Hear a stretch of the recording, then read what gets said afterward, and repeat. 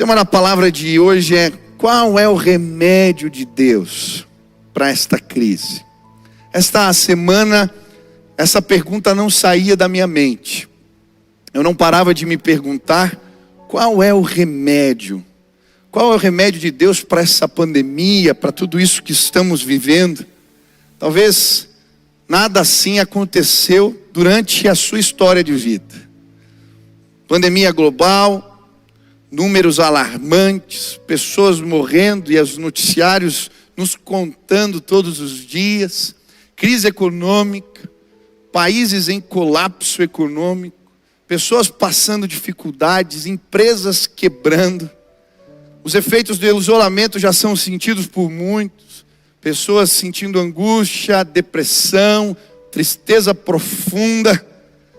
As pessoas com as notícias ruins ficando desesperadas, com medo. Esses dias eu estava saindo de casa e encontrei pessoal na fila da vacinação. Tinha um monte de idosos. E quando eu olhei, eles estavam brigando, os idosos, os velhinhos, brigando pelo lugar na fila. Eu falei: o que está acontecendo? O que se passa nos nossos dias?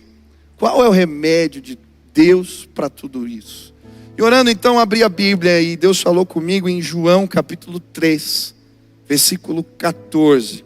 Esse verso me saltou aos olhos, diz assim: e como Moisés deserto, assim importa que o Filho do Homem seja levantado. Quando terminei de ler esse verso, o Espírito falou ao meu coração: o remédio para tudo isso é Jesus. O remédio para tudo isso é Jesus. Mas como Jesus pode nos ajudar nesse tempo?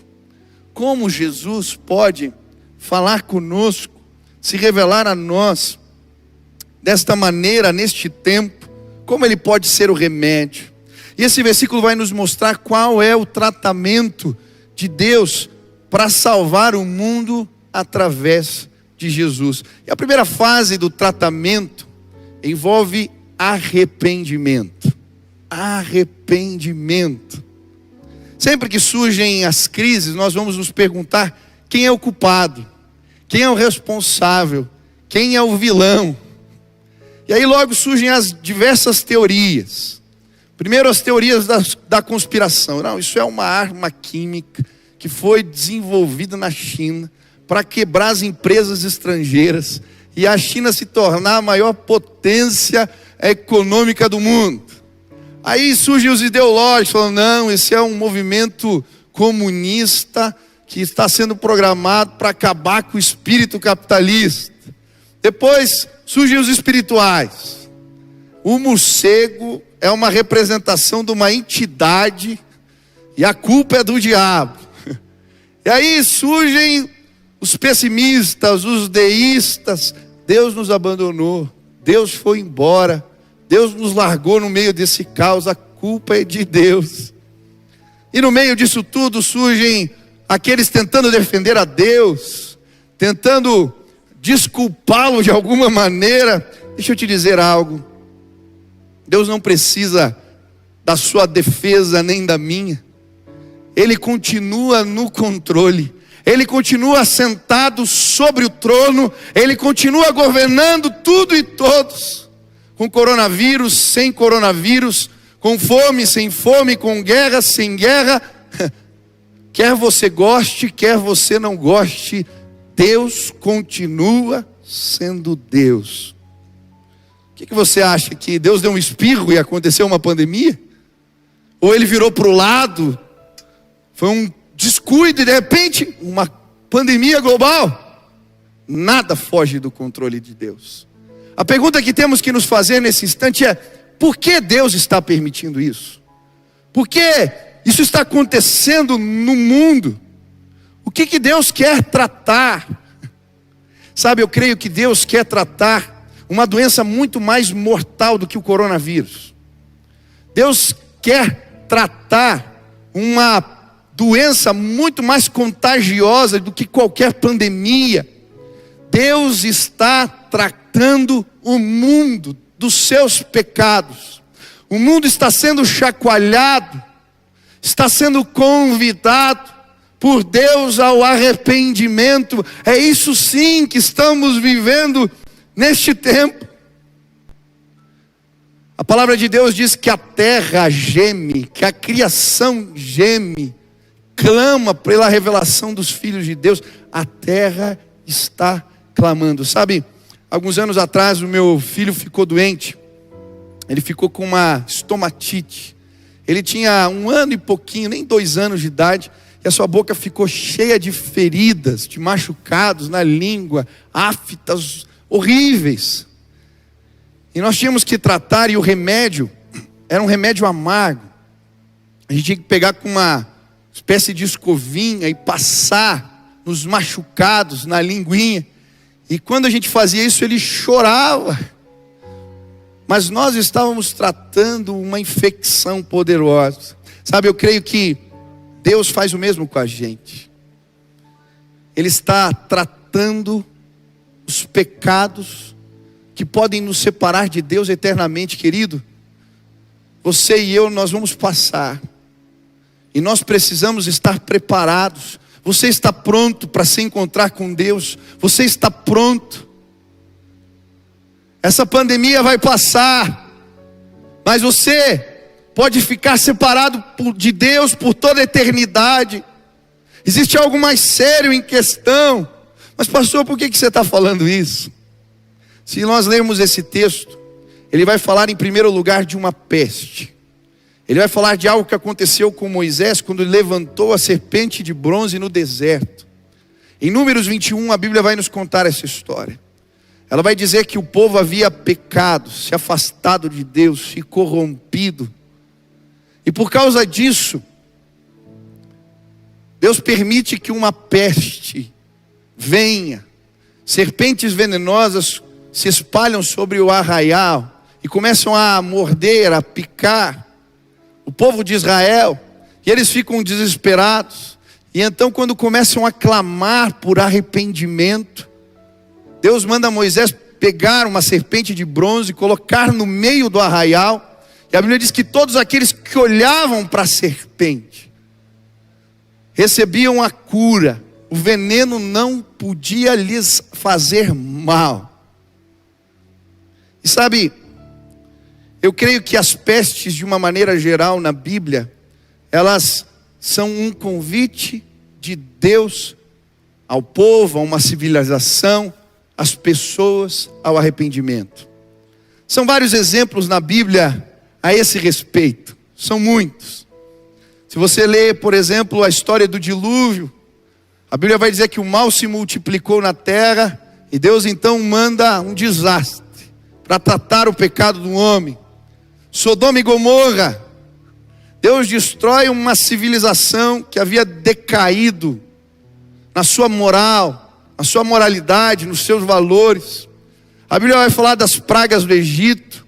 Ela vai nos mostrar as profecias no livro de Amós contra as nações, condenando o seu pecado e chamando o povo ao arrependimento. São vários os exemplos bíblicos. O próprio Jesus fala a respeito de Jerusalém, da destruição que viria, se eles não se voltassem ao Senhor.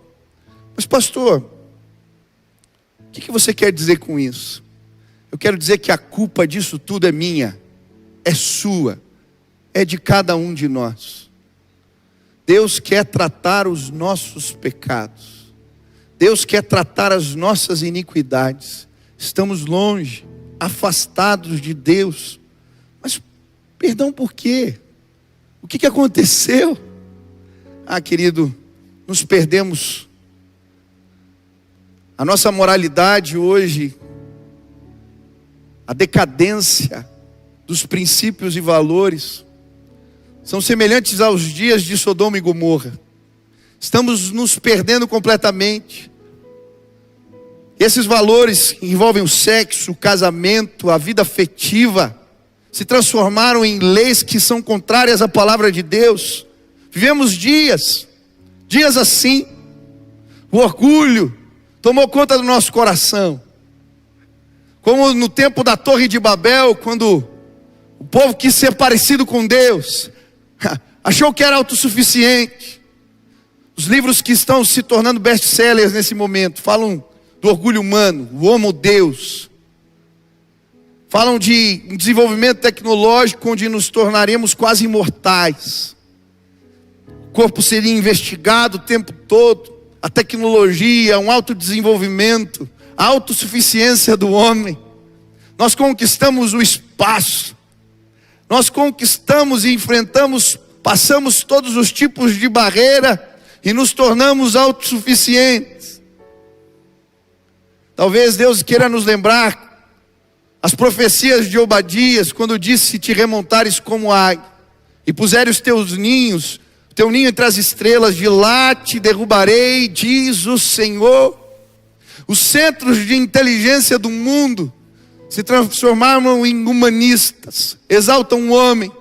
Se você for na Harvard hoje, uma das principais e mais reconhecidas faculdades do mundo, você vai ver isso representado de diversas formas. Essa faculdade que foi fundada por um pastor, John Harvard, ele acreditava que os tesouros do conhecimento e da sabedoria estavam escondidos em Deus e na sua palavra. Por isso o símbolo de Harvard era uma Bíblia aberta e um livro de ciências. Os conhecimentos bíblicos sendo extraídos e dando luz à ciência. Hoje, se você for lá, o símbolo não está mais lá, mudaram tudo. Instituições que representam o centro de inteligência do mundo se perderam em seus valores. Nós nos afastamos de Deus. Nós nos afastamos dos valores da palavra. Como nos dias de Noé, o mal tem se multiplicado entre nós. Eu vi uma matéria que falava sobre laicismo. E falava de que nesses dias eram necessários tirarmos todos os tipos de símbolos espirituais dos nossos tribunais. Porque o Estado é laico. E eu fiquei pensando, então vamos ter que rasgar as leis. A moral, a ética, pelo menos aqui no nosso país, ela é fundamentada nos valores judaicos cristãos, valores e princípios da palavra. Sabe o que aconteceu nos nossos dias? Tiramos Deus dos nossos tribunais e o mal se multiplicou. Se as leis de Deus não vão reger, o que vai nos orientar? A lei dos homens. Nós tiramos Deus das escolas, tiramos Deus das faculdades, nós tiramos Deus dos nossos tribunais, das nossas assembleias legislativas, tiramos Deus do seu lugar devido. E uma peste veio para mostrar que sem Deus não somos nada, para nos lembrar da nossa humanidade. Sabe, eu creio que um grande despertamento espiritual vai acontecer nos nossos dias. Estava lendo uma profecia de David Wilkerson. É um pastor muito conhecido no meio evangélico. Ele escreveu um livro chamado A Cruz e um Punhal. E nesse livro ele falava das suas experiências com as gangues de Nova York, recuperando jovens. Depois ele se transforma num pastor muito conhecido. E ele escreve algo, em 1986, ele diz que Deus lhe mostrou que uma praga viria, que chacoalharia o mundo, chacoalharia Nova York, e que depois dessa praga, um grande despertamento espiritual aconteceria. Nós estamos vivendo esse tempo. Eu quero dizer, você é privilegiado e eu também, porque Deus está tratando a nossa doença. Hoje eu vim dizer para você, eu e você, nós somos pecadores, estamos afastados de Deus. Você não precisa ter medo do coronavírus, você precisa ter medo da morte eterna. E hoje, se você pedir, Deus, me socorre, me ajuda. Se hoje nos voltarmos com o coração arrependido, Deus se voltará a nós. Mas sabe, o tratamento de Deus não envolve apenas arrependimento, ele também envolve exaltação. E o texto vai dizer: assim importa que o Filho do Homem seja levantado. Este verso nos fala tanto do sacrifício de Cristo no madeiro, como também sobre a sua exaltação. O que importa é que Cristo seja levantado. E assim como uma serpente de bronze foi erguida no meio do arraial, e quando ela foi levantada, a cura de Deus chegou, eu creio. Deus, Jesus, precisa ser levantado, assumido, erguido entre nós. Ele é a cura para todos os homens, Ele é a cura para todo mal. É interessante entendermos o contexto deste versículo. Jesus está conversando com um homem chamado Nicodemos. A Bíblia vai dizer que Nicodemos era fariseu. Fariseu é uma seita no meio do povo de Israel. Os fariseus eram judeus radicais. Eles tinham uma vestimenta toda especial. Passavam pedaços de couro no braço. Tinham versículos pendurados na testa. Todo mundo sabia quando o fariseu chegava.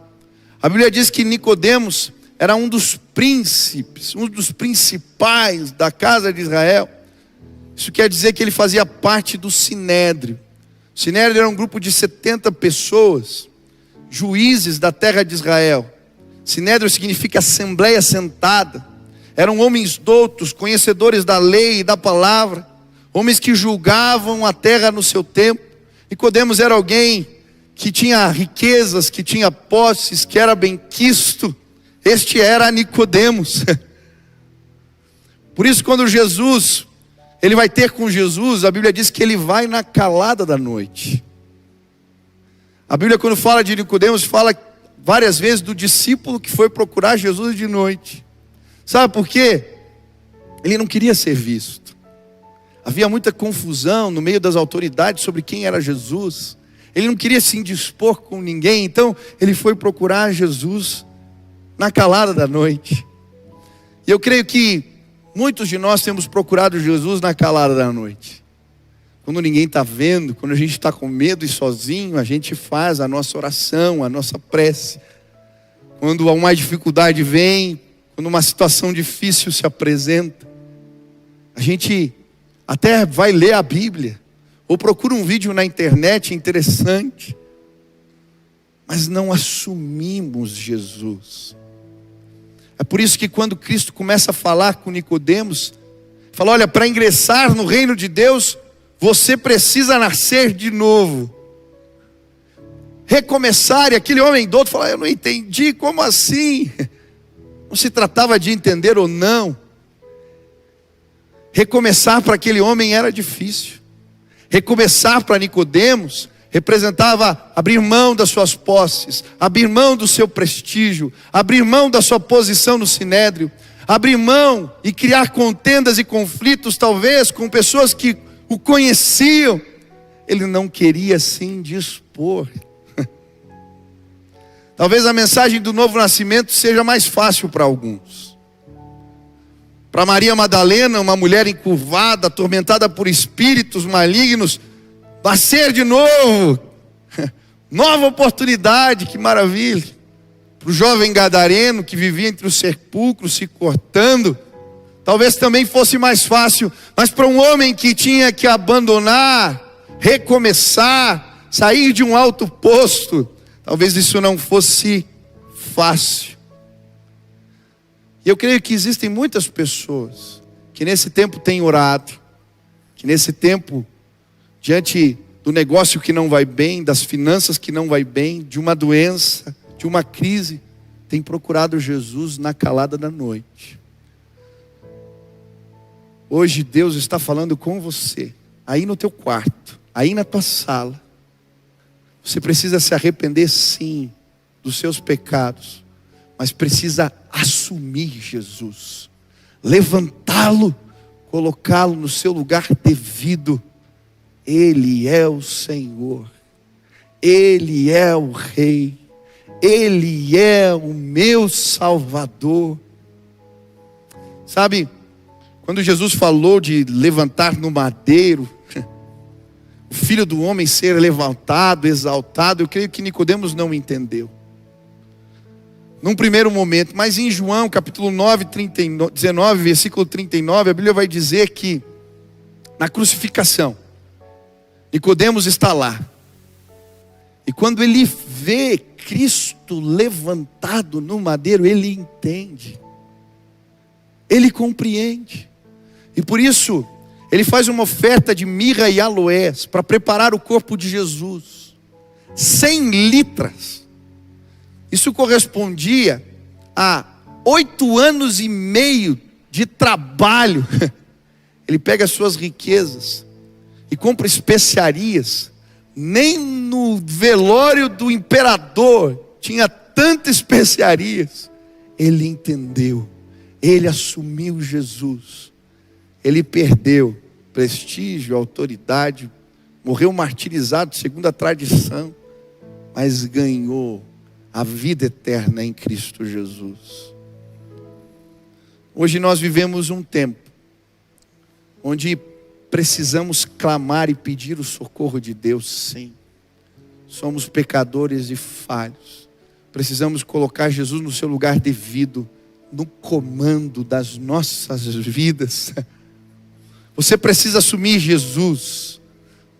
Você precisa clamar. Você precisa dizer: eu creio, Jesus, a minha vida é sua.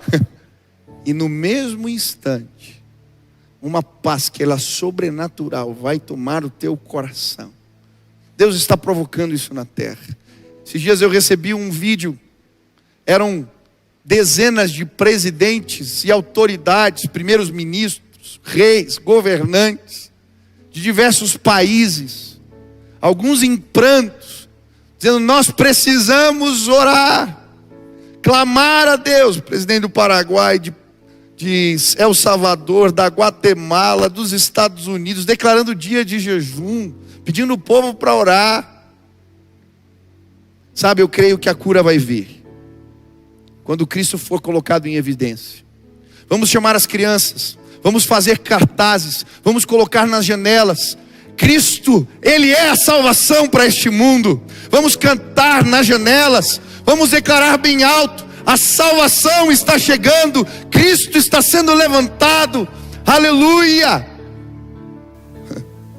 Vamos cantar nas ruas, vamos colocar Cristo em evidência, vamos orar, vamos jejuar, vamos colocar Deus no seu lugar devido. Talvez você tenha deixado Deus de lado, ou abandonado, não buscado como deveria. Este é um tempo de se arrepender e de exaltar Jesus. Mas não termina assim. Última etapa do tratamento de Deus, que pode curar o mundo e curar a minha e a sua alma, é a fé. E o texto vai dizer: para que todo aquele que nele crê não pereça. O que salvou o povo no deserto foi a fé que os levou a olhar para a cruz. O que salvou Nicodemos foi a fé que foi despertada no seu coração quando viu Cristo sendo sacrificado. O que vai nos salvar nestes dias é a fé colocada no lugar certo, depositada em Jesus. Aonde está a sua confiança? Aonde está a sua segurança? Em quem ou em que você tem depositado a sua fé? Dependendo no que estiver a sua segurança, agora você está desesperado. Essa semana aconteceu algo estranho comigo. Eu recebi uma ligação de um jovem. Ele vai casar no final do ano. E ele me ligou falando: pastor, aconteceu algo diferente. Desde que eu era criança, o meu pai fez uma poupança para mim. Todo mês ele ia colocando um dinheirinho lá. E aí, quando eu fiquei maior de idade, ele um dia me entregou essa poupança e falou: filho, isso aqui é uma segurança para você. Não use para qualquer coisa, mas se um dia você tiver alguma dificuldade, alguma situação complicada, isso aqui é um lastro. É algo para você tocar a vida. E ele levou isso tão a sério que não usou o dinheiro nem para os preparativos do casamento. Foram economizando, fazendo as coisas.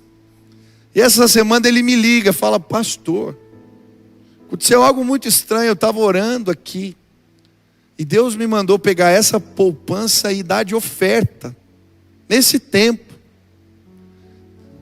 para alguém que está precisando, para algum projeto social, para algum projeto da igreja. Você pode me dizer para onde eu devo destinar esses recursos? E eu peguei o telefone e falei: querido, não faça isso agora. Você vai casar em breve. Não precisa. Faz o seguinte, eu entendo, teu coração está bonito, está certo, mas guarda, deixa passar esse tempo. Você está preocupado também com a igreja, mas fica tranquilo, ora mais um pouco. Ele falou: tá bom, pastor, vou orar. Passou 2 dias, aquele jovem me liga de novo: pastor, eu orei, e Deus falou para mim que nesse tempo de crise, Ele quer ensinar para mim e para minha noiva que a nossa segurança não está na poupança que o meu pai fez. Ela está em Jesus, e eu estou muito em paz, pastor, deixa eu fazer essa oferta. Falei: tá bom, querido. Passou um tempo, eu recebo outra ligação. Um empresário estava desesperado. Eu perdi tudo que eu tinha, não sobrou nada, minha vida acabou. Eu estou pensando até em besteira, fazer besteira. Eu entendi na hora. Um deu tudo e estava feliz. O outro não entendeu que ele não perdeu a vida, e por mais difícil que seja, foi os anos construindo aquela empresa, era muito dinheiro, era muita coisa. Ele só perdeu o negócio. Aonde está a sua segurança? No papel? Na empresa? Numa herança familiar poderosa?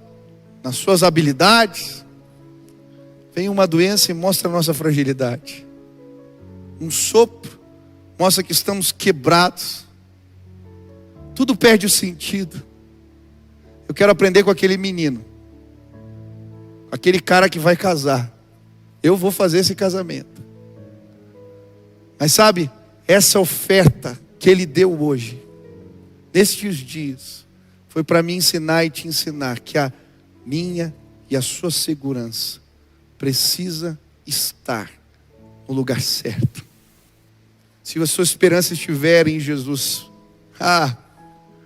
nas promessas de Deus, você pode perder tudo e ter que recomeçar de novo. Nós vamos passar pela crise, sim, porque a nossa esperança está em Cristo Jesus. Essa semana nós saímos cantando pelas ruas. Íamos na janela fazer serenata para as pessoas e cantávamos um refrão que dizia: porque Ele vive, posso crer no amanhã.